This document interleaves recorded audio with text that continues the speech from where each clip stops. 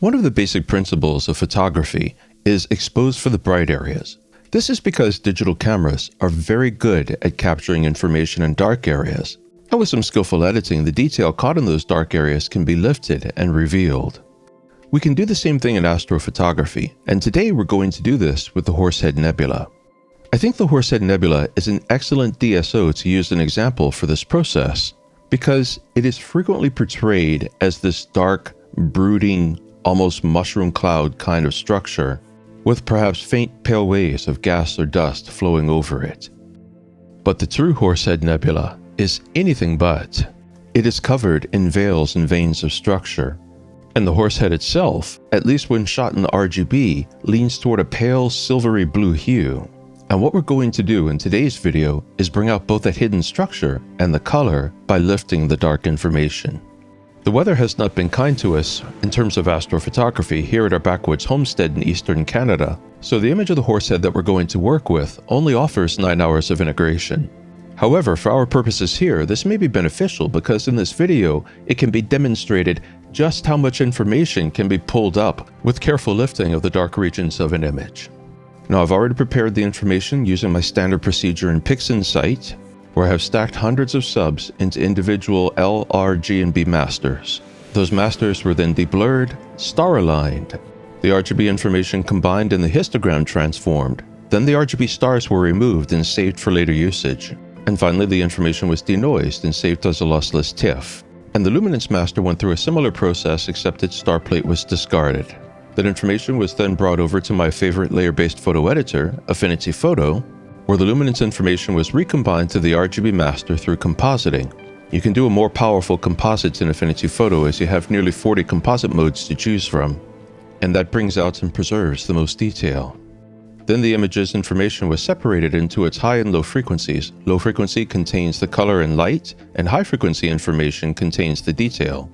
And this allowed me to maximally develop the information on each frequency layer, while minimizing the risk that developments would bleed over into the information from the other layer, providing a much better outcome. For example, by separating the high and low frequency information, I could then apply more powerful sharpening to the high frequency information where the detail is, without the risk of creating color artifacts in the low frequency layer where color and light information is to be found.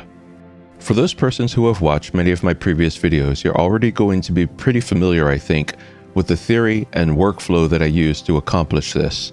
And if you're new to the channel, I'll link you to my image processing workflow playlist. There, you'll find 4 videos that thoroughly go over this methodology. So what I'm going to do now is save this developed information as a lossless TIFF and open it in Photolab 8, which is an extremely powerful editing tool specifically designed to give the developer precise control of color, detail, and luminosity levels within an image. And we're going to apply its power to find the detail that has been lost in darkness in the Horsehead Nebula.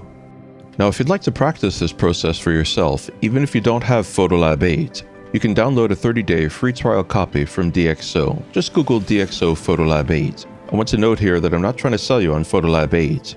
I'm not an affiliate with them, or Affinity Photo, or any other software developer in any way whatsoever. I'm simply recommending the modern software that I find to be especially useful for astrophotography development.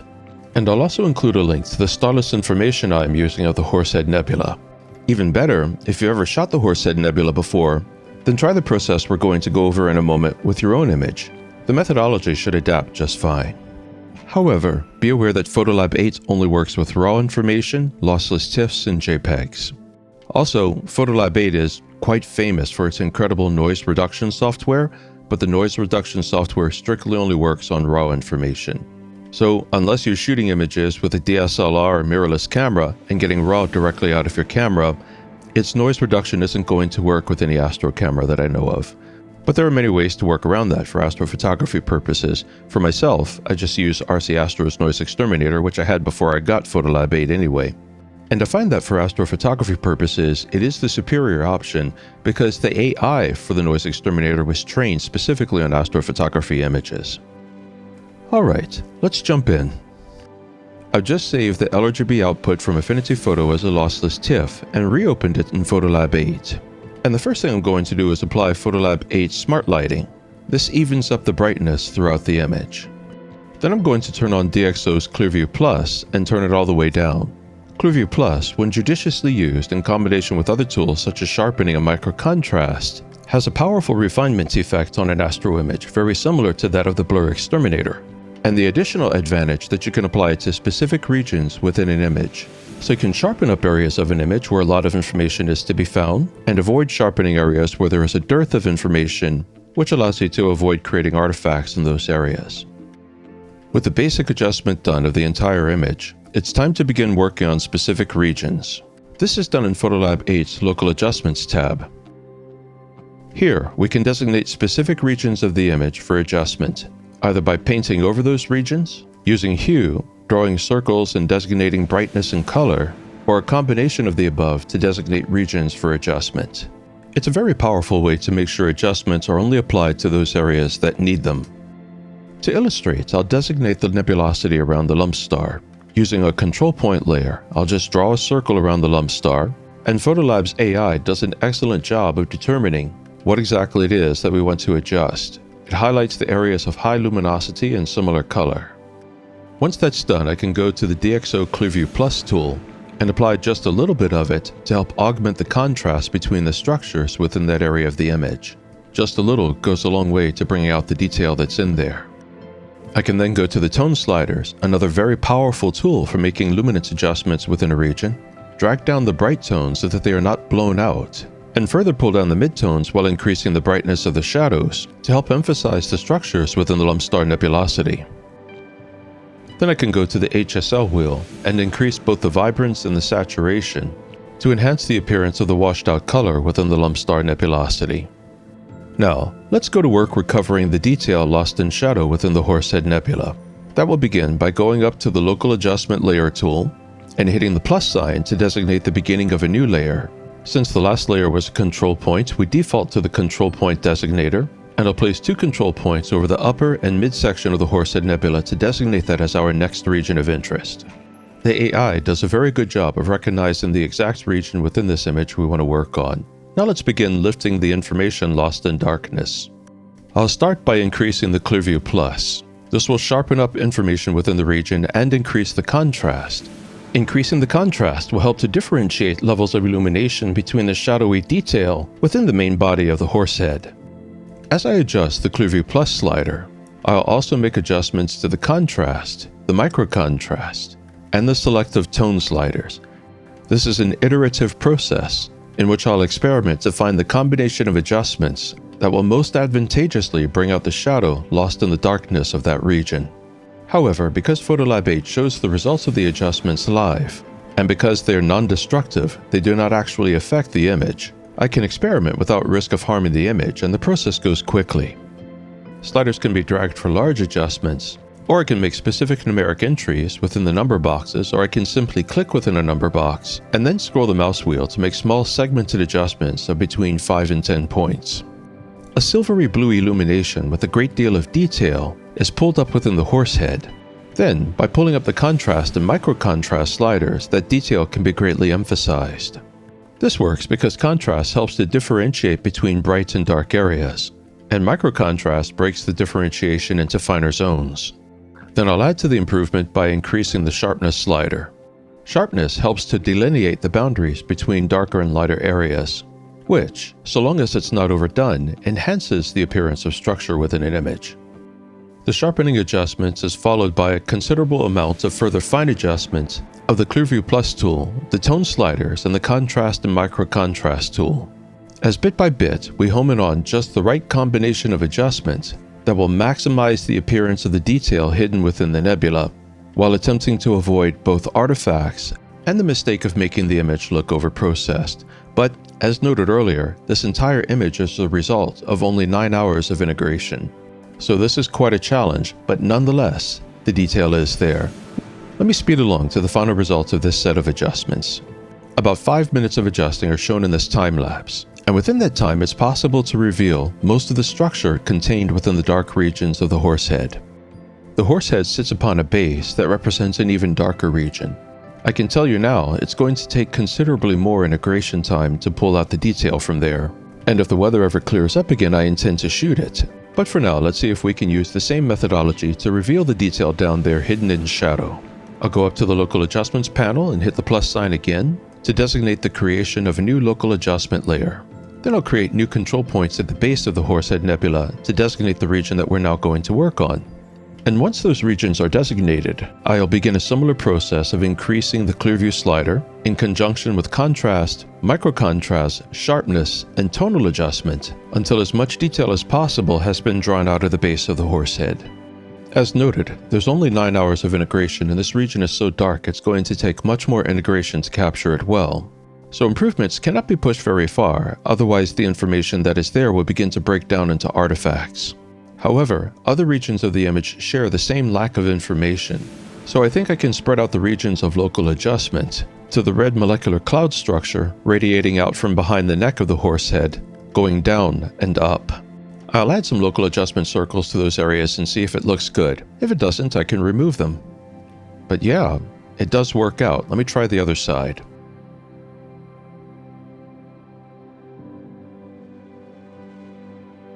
This is serving to enhance the detail of the background nicely. Now if this were a finished image, I would have gone through the extra effort of making a new adjustment layer, or even multiple new adjustment layers and creating precise adjustments for each distinct area of the background to make each area of the image look as nice as possible. But this 9 hours of integration represents only the very beginning of this project. Because there is so much crucial dark area contained in this region of nebulosity, I intend to push integration time to at least the 8th and possibly the 9th Fibonacci place. The role of the Fibonacci sequence in determining ideal integration times was a concept that was brought out to me by a viewer. I was immediately fascinated with it because the Fibonacci sequence comes up over and over again in nature, where it proves to be so useful that nature applies it in many ways. And my experiments with its application in estimating integration times is proving promising. Anyway, as you can see in the image above, I am continuing to add local adjustment circles applying the settings from the most recent local adjustment layer throughout the image, both in the darker areas and, in a moment, to the curtain of red molecular gas above. And this is proving to be a nearly ideal adjustment to pull out detail from those yet weak and low information areas. I'll just speed up the process here.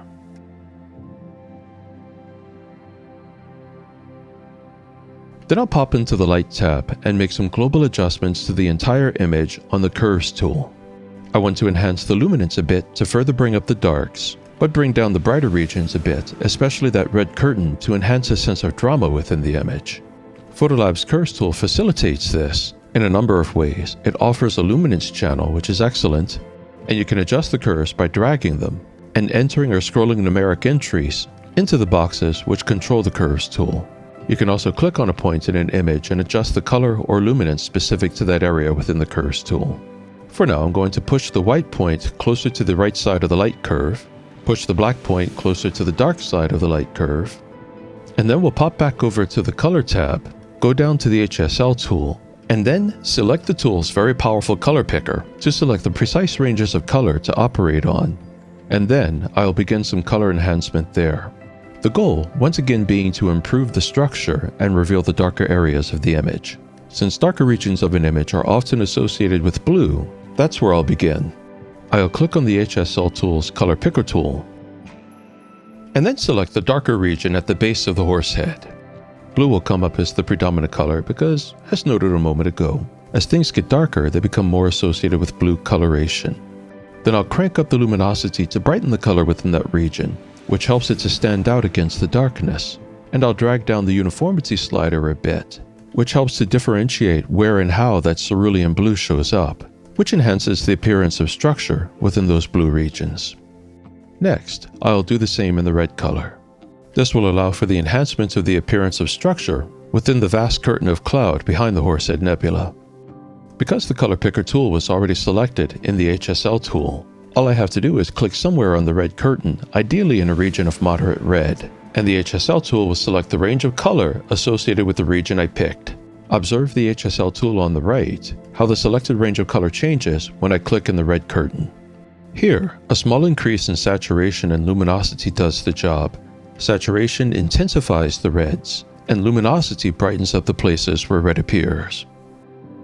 Finally, Unwanted Green has a way of sneaking into darker regions of an image. I want to remove that green, so on the HSL tool, I'll just select the green circle. This tells the HSL tool to make adjustments to that range of green.